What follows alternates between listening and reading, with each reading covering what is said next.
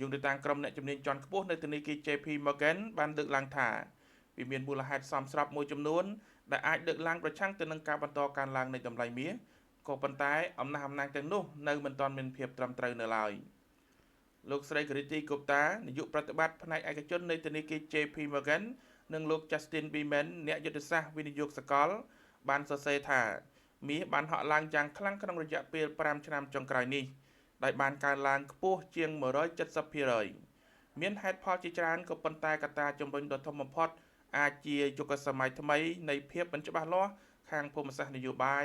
និងការបែកបាក់ដែលជំរុញឲ្យអ្នកវិនិយោគទិញលោហៈដ៏មានតម្លៃនេះពួកគេបានសរសេរថា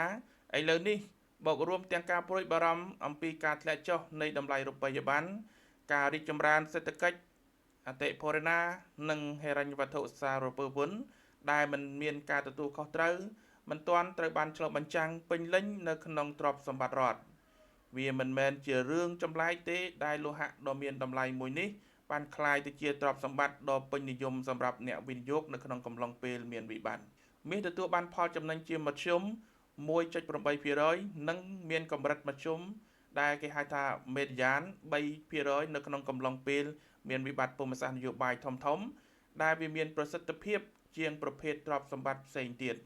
ដូច្នេះប្រសិនបើមាសមានដំណើរការល្អនៅក្នុងគ្រាដែលមានចលាចលខាងភូមិសាស្ត្រនយោបាយហើយភាពចលាចលនោះមិនទាន់មានសញ្ញាថានឹងដោះស្រាយបាននៅក្នុងពេលឆាប់ៗនោះទេនោះវានាំឲ្យមានសំណួរថាតើអ្វីទៅដែលអាចបញ្ឈប់ការហក់ឡើងនៃតម្លៃមាសបាន